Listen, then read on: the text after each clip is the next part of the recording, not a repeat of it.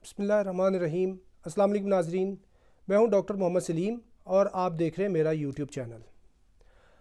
आज हम बात करेंगे भारत में मुस्लिम अक़लियत पर जारी जुल्म सितम के ऊपर। तुम्हारी तहज़ीब अपने खंजर से आप ही खुदकुशी करेगी, जो शाखे नाजुक पे आशियाना बनेगा नापायदार होगा। देखें, हिंदुस्तान वैसे तो दुनिया की सबसे बड़ी जमहूरियत है और ख़ुद को ये कहते हैं कि सेकुलरिज़म हमारी ताकत है, लेकिन ये दर हकीकत एक मेजॉरिटेरियन वायलेंस है। ये दरअसल ये निशाते सानिया है नाज़ीज़म की, ये एक दूसरा रूप है फैशिज़म का, और हिटलर एक रीबर्थ है, नरेंद्र मोदी रीबर्थ है हिटलर की। ये कैसे है ये हम आपको आगे चल के बताते हैं। देखिए, हिंदुस्तान ख़ुद को तो कहता है कि हम शाइनिंग इंडिया है, लेकिन ये जो शाइनिंग इंडिया है ये सिर्फ बॉलीवुड की फ़िल्मों में नज़र आता है, मुंबई के अंदर या कुछ बड़े जो पॉलिटन सिटीज़ हैं उनके अंदर। हकीकतन हिंदुस्तान की कितनी खस्ता हालत है उसका अंदाज़ा आप इस बात से लगा लें कि हिंदुस्तान की आधी से ज़्यादा आबादी के पास रफ़ा हाजत के लिए बैतुल खला लेटरीन्स ही नहीं है। इस काम के लिए उनको बाहर खुली जगहों के ऊपर जाना पड़ता है। और इसके अलावा इनकी इखलाकी हालत का अंदाज़ा सिर्फ इस बात से लगा लें कि दिल्ली को rape capital of the world कहते हैं, यानी दिल्ली दुनिया का सबसे जो बड़ा रेड लाइट एरिया चकला है वो दिल्ली है। और जो ख़वातीन हैं उधर हिंदुस्तान के अंदर उनकी इतनी कसम पुरसी की हालत है कि आए रोज़ जो रेप्स हैं और गैंग रेप्स हैं इसके दर्जनों हिंदुस्तान के अंदर जो रिपोर्टेड वाक़यात हैं वो रूनुमा होते हैं। और जो दिल्ली के अंदर जो लड़की के साथ बस के अंदर जो गैंग रेप हुआ उसकी वजह से फिर इन्होंने बेटी पढ़ाओ बेटी बचाओ मूवमेंट 22 जनवरी 2015 को शुरू की, लेकिन फिर भी हिंदुस्तान की जो हालत है वो इतनी दगरगू है कि मैं आपको बता नहीं सकता। लेकिन अभी चूँकि हमने बात करनी है मुस्लिम अक़लियतों पे जुल्म सितम की, तो मैं आपको बताऊँ सबसे पहले कि मुसलमानों की हिंदुस्तान में तादाद कितनी है। मुसलमानों की तादाद हकीकतन 30 करोड़ है हिंदुस्तान में, ये उसको 22 करोड़ बताते हैं। मुसलमान हिंदुस्तान का कोई 20% है और इनकी सबसे ज़्यादा जो तादाद है वो बड़ी 3 रियासतों के अंदर है। सबसे ज़्यादा मुसलमान यूपी, वेस्ट बंगाल और बिहार के अंदर रहते हैं, यानी कि 50% जो मुसलमान हैं इन 3 बड़ी रियासतों में रहते हैं। और जैसे पाकिस्तान के तो 4 सूबे हैं ना, हिंदुस्तान के सूबे नहीं हैं, इनकी स्टेट्स हैं, 28 स्टेट्स हैं और 8 यूनियन टेरिटरीज़ हैं। अभी मैं आपको बताऊं कि इन मुसलमानों की तादाद की परसेंटेज क्या है। सबसे ज़्यादा मुसलमान रहते हैं लक्षद्वीप के अंदर, ये एक आइलैंड्स है केरला के पास, इसमें 97% मुसलमान है। उसके बाद जम्मू कश्मीर में 70% हैं। उसके बाद वेस्ट बंगाल के अंदर 35% हैं, बिहार के अंदर 27% हैं, यूपी के अंदर बिहार के बाद केरला के अंदर 27% हैं, यूपी के अंदर कोई 20% है। उसके बाद जो उत्तराखंड है, दिल्ली है, महाराष्ट्र है, इधर कोई 13-14% मुसलमान है। और मुसलमानों की आबादी के लिहाज से क्या उनको रिप्रेजेंटेशन मिल रही है? अभी हमारा सवाल ये है। देखिए, मुसलमानों की आबादी का तनासब है हिंदुस्तान का 20%, तो क्या मुसलमानों को 20% उनकी नुमाइंदगी मिल रही है? नहीं, बल्कि मुसलमानों को तो 3-4% से ज़्यादा नुमाइंदगी नहीं है। किसी एक जगह पे 5% है और कई जगहों पे तो इनकी 1% भी नहीं है। मैं आपको बताता हूँ वो कैसे। देखिए, जब से हिंदुस्तान बना है एक भी मुसलमान जो है ना हिंदुस्तान का वज़ीर आज़म नहीं बन सका। एक भी मुसलमान हिंदुस्तान का वज़ीर आज़म नहीं बन सका, जबकि 3 दफ़ा इन्होंने मुसलमानों को सदर बनाया। सबसे पहले जो जाकिर हुसैन है, उसके बाद फ़खरुद्दीन अहमद है और बाद में ये अब्दुल कलाम जो हिंदुस्तान के जो सदर हैं। सदर के पास दरअसल सिर्फ अलामती ताकत होती है, सेरेमोनियल होता है। असल जो ताकत का सरचश्मा है वो वज़ीर आज़म होता है। जैसे पाकिस्तान के अंदर है ना, जनाब इज़्ज़त माब आरिफ अलवी साहब हैं, सदर पाकिस्तान है, फेडरेशन के वो बॉस है पूरी रियासत के, लेकिन उनके पास ताकत नहीं है। असल ताकत प्राइम मिनिस्टर इमरान खान के पास है। इससे आप समझ लें कि मुसलमानों को सिर्फ उन्होंने सदूर बनाया। अभी हिंदुस्तान की जो लोकसभा है, जैसे पाकिस्तान की कौमी असम्बली है ऐसी उनकी लोकसभा, उसकी तादाद है 543। उसमें मुसलमानों को अभी 2019 के इलेक्शन के अंदर सीटें मिलती हैं सिर्फ 27। 2014 के इलेक्शन में मिली थी 23 सीटें, तो 543 में तो 27 सीटें मिली मुसलमानों को लोकसभा के अंदर, तो कितनी नुमाइंदगी हुई? 5%, 4-5% के दरमियान। राज्यसभा की तादाद है 245, जो राज्यसभा इनका अपर हाउस है, जैसे पाकिस्तान का सेनेट है ना, वैसे राज्यसभा, उसमें मुसलमानों की तादाद है 28। तो उधर आप अंदाज़ा कर लें मुसलमानों की क्या रिप्रेजेंटेशन है।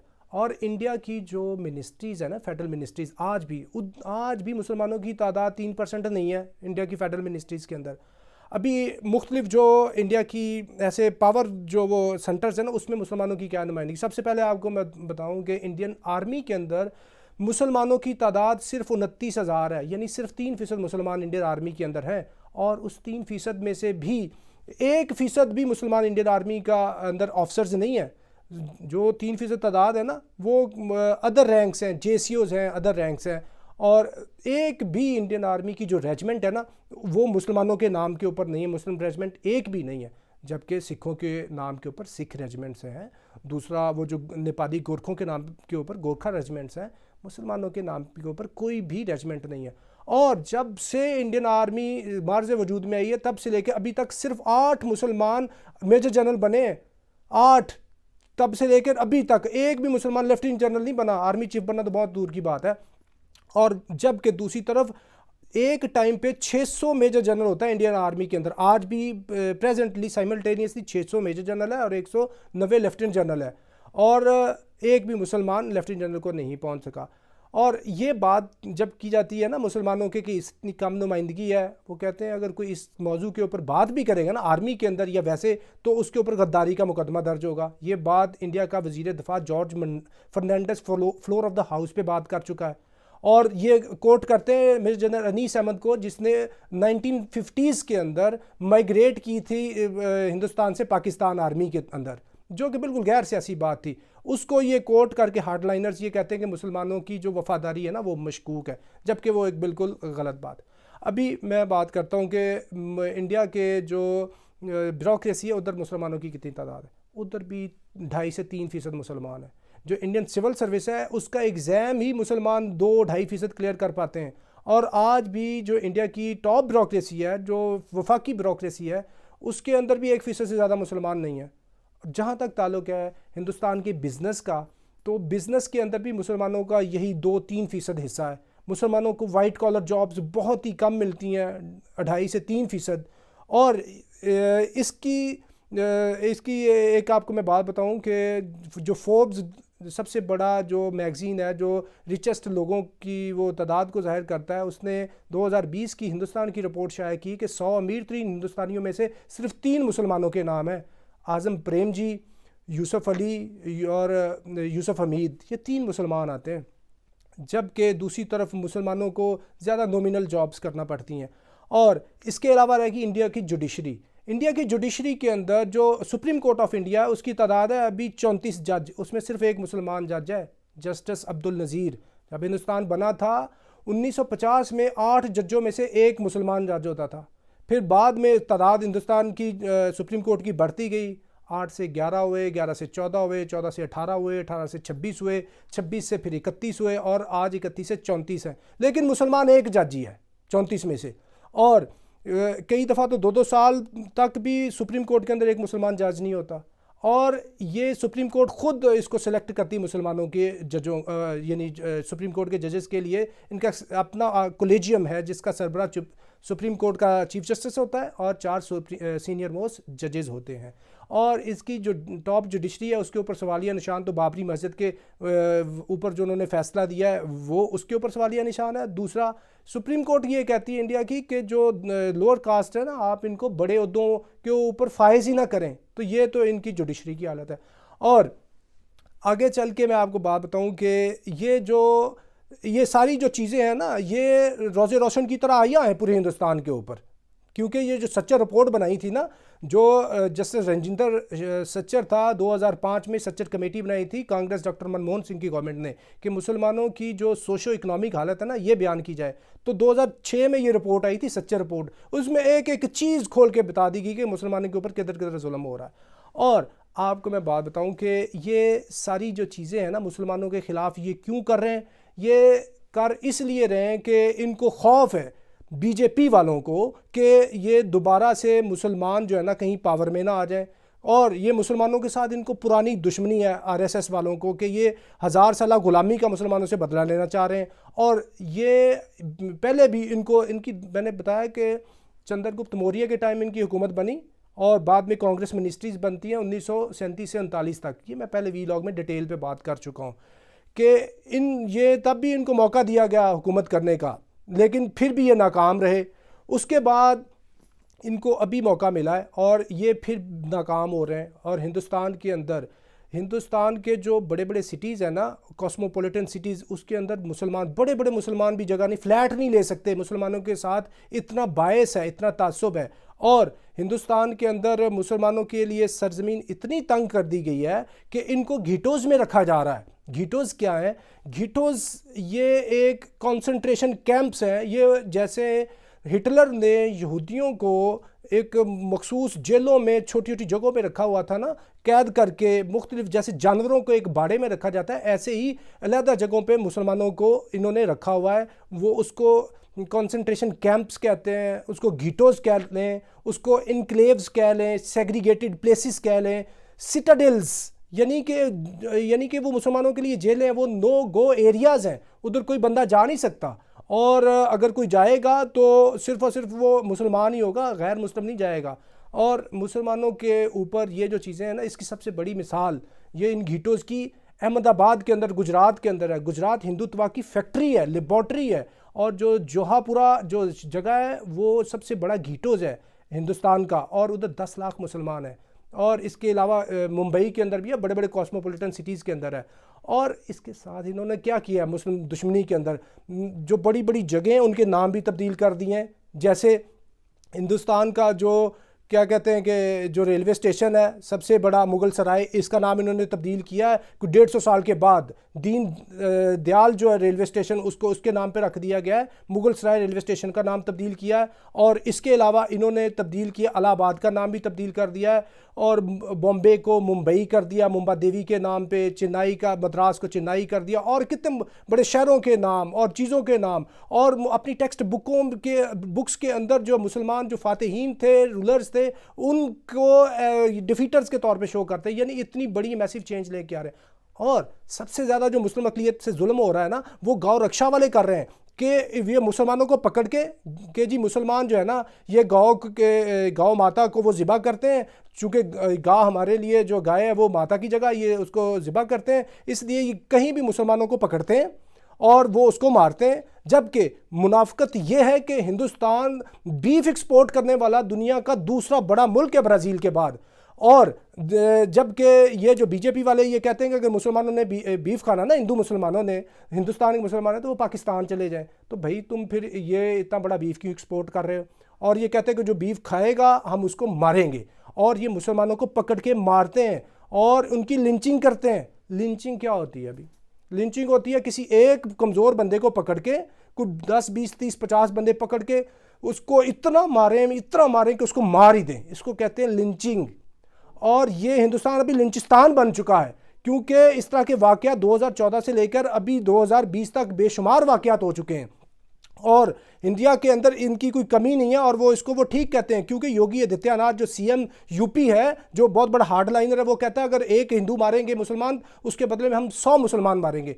खुद नरेंद्र मोदी ये कहता है, जो वज़ीर आज़म इंडिया है, वो कहता है कि किसी आम मुसलमान का गाड़ी के नीचे आना ऐसे ही जैसे किसी कुत्ते का नीचे आके मर जाना है। यानी इनके नज़दीक मुसलमानों की ये हैसियत है।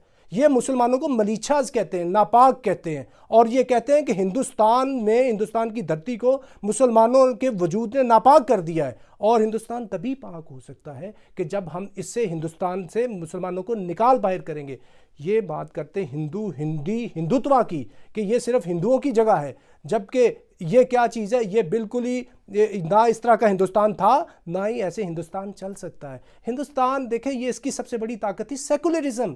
और जब से ये आरएसएस वाले आए हैं, ये जो बीजेपी की जो यानी कि मदर फाउंडेशन है आरएसएस, राष्ट्रीय स्वयंसेवक संघ, इसके बारे में डिटेल पहले लेक्चर में बता चुका हूँ कि इसकी तादाद है 60 लाख इसके मेंबर्स हैं। दुनिया की सबसे बड़ी रज़ाकार मिलिटेंट फोर्स है ये क्या कर रहे हैं आरएसएस वाले, शिवसेना वाले, बजरंग दल वाले और गौ रिक्शा वाले?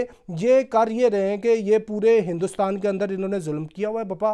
और इनके मुंह को मुसलमानों का खून लग चुका है।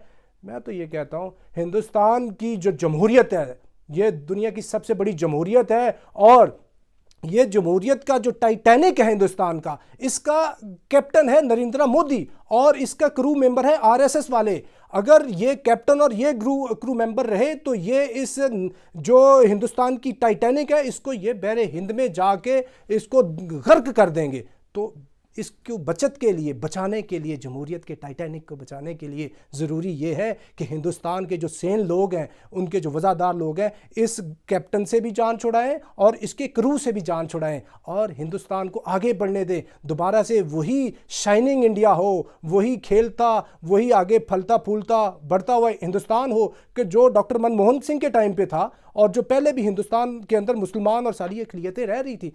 लेकिन जब से ये बीजेपी वाले, आरएसएस वाले, बजरंग दल वाले और ये जब से ये गुंडे आए हैं, इन्होंने हिंदुस्तान के अमन को तबाह कर दिया है। और इससे क्या होगा? इससे ये होगा कि अगर ये निकालेंगे तो इससे ना ही तो हिंदुस्तान बचेगा और ना ही ये इनका दोबारा हिंदुत्व कायम होगी, और इससे सिर्फ और सिर्फ नुकसान होगा और ये हिंदुस्तान का बेड़ा गर्क हो जाएगा। ना रहेगा बांस, ना रहेगी बांसुरी।